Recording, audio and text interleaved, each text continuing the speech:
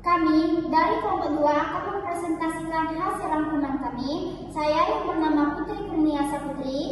Dan saya Ryan Adi Pratama. Saya Rifki Aulia Rahmatillah. Saya Indi Tridianto. Saya Revala Pradisudurat. Oke, untuk presentasi yang pertama kita akan memasuki materi prinsip kerja boiler yang akan dibacakan oleh Randy Tri Julianto. Materi selanjutnya yaitu full steam power on pump oil mill yang akan dibacakan oleh Fandi Sihura. Selanjutnya materi ketiga yaitu kipas boiler yang dibacakan oleh Ryan Aji. Materi keempat yaitu memilih boiler, turbin, dan genset untuk pabrik minyak kelapa sawit yang akan dibacakan oleh Rifki Uya Rahmatillah. Action. Dan yang terakhir yaitu yang materi kelima yaitu rumus praktis yang akan disampaikan oleh saya sendiri. Oke, baiklah, yang pertama adalah prinsip kerja boiler water tube boiler, aliran dan uap. Aliran dan uap air masuk melalui feed meter dan ia akan menjadi pengisi upper drum dan turun ke wilayah bottom tipe. Mengisi lower drum, selanjutnya lower drum akan mengisi below header. Below header akan mengisi upper header dan ketika air dipanaskan akan membentuk uap dan uap itu juga akan dikirim ke upper drum tujuannya untuk memanaskan air. Di upper drum uap akan dipisahkan dengan air untuk memasuki ke mesin berikutnya yaitu turbin. Bisa dilihat dari gambar ini. Air dari atas, dari upper, naik, terus turun dia. Oke, next.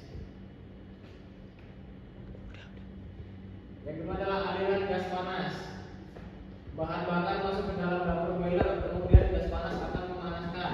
Pipa-pipa tertentu yang disusun sedemikian rupa pada fase pertama boiler kemudian akan mengalir ke fase kedua daripada pembagian downtimer. Selanjutnya akan keluar ke fase ketiga. Tetapi sebelum masuk ke fase ketiga, abu boiler akan terperangkap oleh dus kolektor yang berbentuk cyclone. Dia akan menampung abu dan dibuang ke airlock dus compressor. Jadi lihat dari gambarnya airnya di sini, abu akan turun ke bawah. Baik, Selanjutnya yaitu kipas boiler.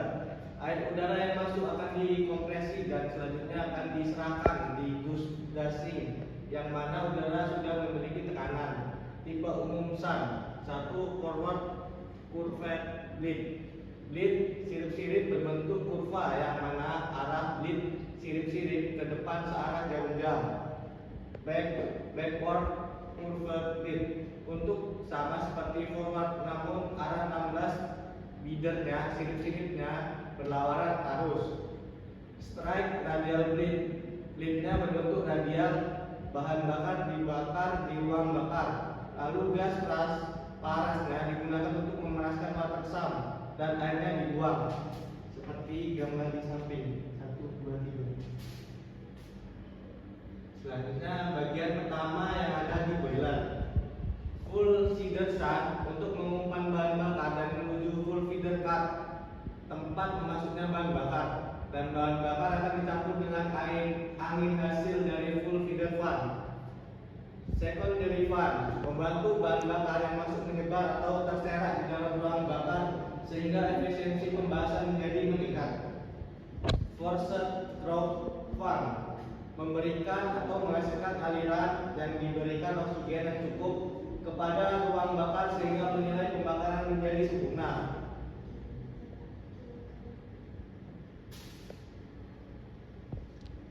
Induction drop fan untuk menyirkulasikan keseluruhan bagian boiler sehingga panas dan pembakaran bahan bakar sempurna untuk membentuk steam. Lalu setelah panas diekstrakkan dia menjadi dingin dan abu turun ke bawah dan udara tertampung di airlock lalu dibuang ke CVT.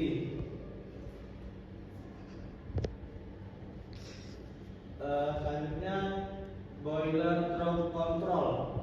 Kontrol aliran udara di dalam boiler tujuannya perpindahan panas untuk menghasilkan panas akan sempurna. Tidak ada bahan bakar yang terbuang percuma karena semana dimanfaatkan untuk menghasilkan panas sehingga berbentuk steam, water tub dan dikumpulkan di upper drum. Natural drought, udara dari luar yang dimasuk dan masuk ke pembakaran keluar secara alami dan dipakai ketika slow flowing boiler atau sebagai pemanasan pemula. Why? Forced drought control, memaksa aliran baru supaya masuk ke pembakaran dilakukan ketika pertama kali menghidupkan boiler sehingga bahan bakarnya teraduk sempurna.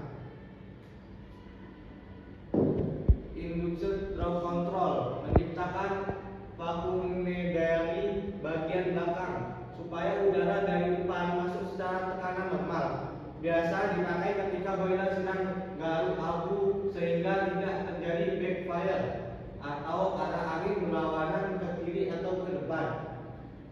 Indexed drought control, ini berfungsi sebagai tarikan paksa supaya udara bergerak dari depan ke belakang. Balance drought, ada rasio yang diusahakan balance supaya sempurna penyerapan panas dalam ruang bakar dan tidak boros bahan bakar. Oke, selanjutnya saya akan mempresentasikan rumus praktis. Kebutuhan uap, air boiler, dan bahan bakar serta daya pada pabrik kelapa sawit distribusi uap. Alur distribusi yaitu boiler, turbin, BPV atau back pressure vessel, sterilizer, dan tank. Penjelasan alur. Uap dihasilkan dari mesin boiler lalu dialirkan ke mesin-mesin. Turbin adalah mesin yang bisa mengubah energi uap menjadi energi gerak atau mekanik. Uap bertekanan tinggi dikonversi menjadi putaran untuk memutar alternator yang kemudian menghasilkan listrik. Output dari turbin ini dialirkan ke BPV yaitu back pressure vessel yang berfungsi menampung dan mengatur tekanan uap dari turbin. Selanjutnya uap dialirkan ke sterilizer untuk merebus TBS atau tandan buah segar. Sisa uap juga dialirkan ke tangki untuk proses pengolahan minyak dan kernel. Ini ada contoh rumus praktis yaitu kebutuhan uap pabrik kelapa sawit. Untuk mengolah 1 ton TBS diperlukan sekitar 0,55 ton uap. Contoh, sebuah pabrik kelapa sawit memiliki kapasitas pengolahan 60 ton tandan buah segar per jam. Rumusnya yaitu 60 ton per jam dikalikan 0,55 sama dengan 33 ton uap per jam. Ya, daya yang dihasilkan oleh turbin PCS itu power outputnya, kapasitas boiler 45 ton per jam, steam specific consumption atau konsumsi uap spesifik. Turbin sama dengan 25 kg atau kilowatt. Rumus praktik. 45 ton per jam dikali 100 kg per ton dibagi 25 kg per kilowatt sama dengan 1800 kilowatt horse. Oke, sini saya akan menjelaskan full steam power on palm oil mill. Full steam power on palm oil mill berbasis praktis bahan bakar boiler, uap, dan daya. Bahan bakar tersedia mass balance. Sel 3% dikali 60 ton FFB sampai 1,8 ton FFD. Moisture fiber 30%, sel 17%. Perhitungan paket kapasitas boiler ton per jam. 12% dikali 60 ton per jam sama dengan 7,2 ton fiber. 3% dikali 60 ton per jam sama dengan 1,8 ton sel. Full tersedia. Fiber 7,2 ton per jam sama dengan 7.200 kg per jam. Sel 1,8 ton per jam sama dengan 1.800 kg per jam. Produksi uap pabrik kelapa sawit 3,84 dikali 10⁻6 kilokalori ditambah 9,82 dikali 10⁻6 kilokalori sama dengan 43,65 dikali 10⁻6 kilokalori. Uap yang dibangkitkan 43,65 dikali 10⁻6 kilokalori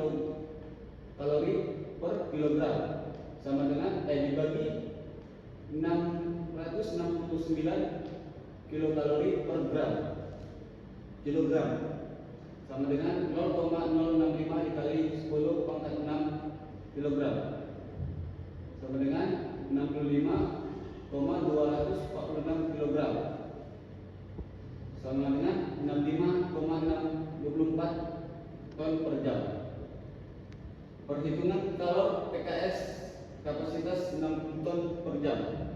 Fiber 7.200 kg dikali 4.700 kilokalori per kilogram sama dengan 3.384 dikali 10 pangkat 6 kilokalori.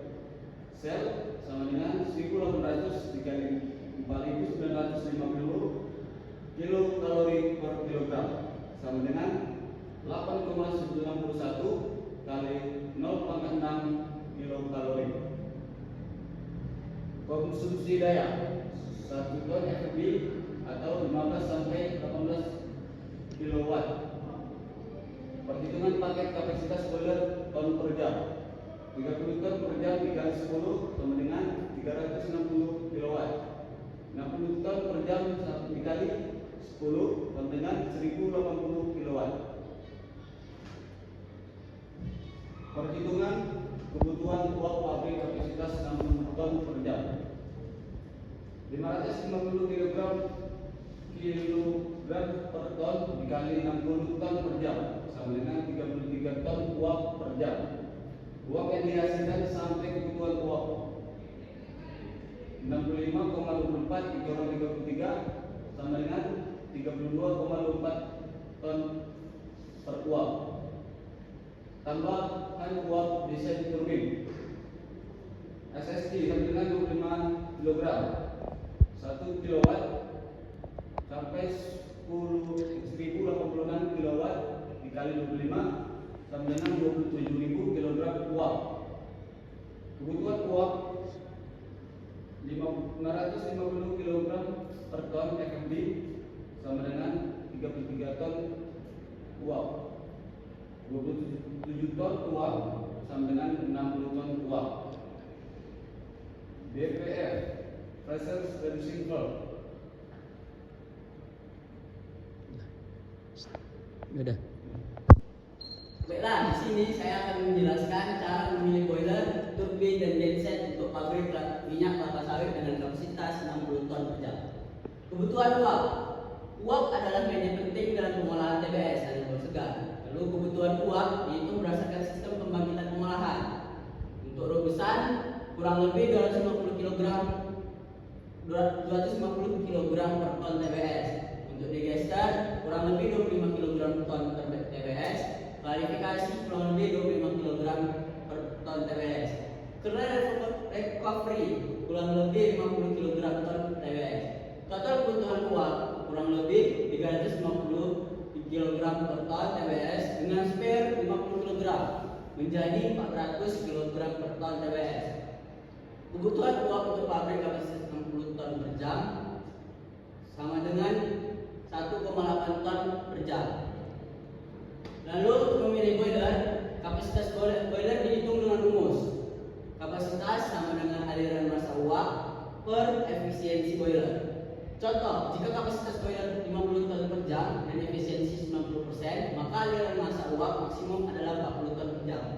Pilihan boiler, kapasitas di atas kebutuhan 56 ton per jam dan efisiensi tinggi di atas 40%. Pertimbangannya, biaya instalasi, operasi, dan pemeliharaan sangat penting.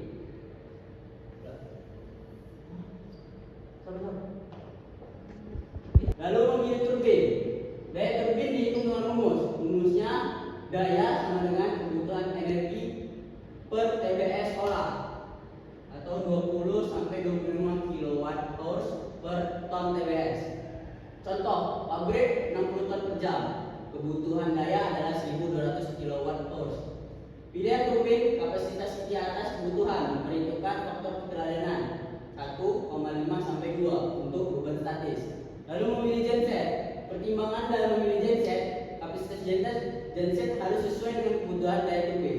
Pilih genset yang andal dan tahan lama. Baru untuk hitung kebutuhan genset, daya genset, lalu menghitung faktor kebutuhan listrik dan efisiensi pabrik. Contoh perhitungan, jika kebutuhan daya dengan safety sektor 1,25, maka kapasitas genset yang dibutuhkan sekitar 234 kilovolt ampere.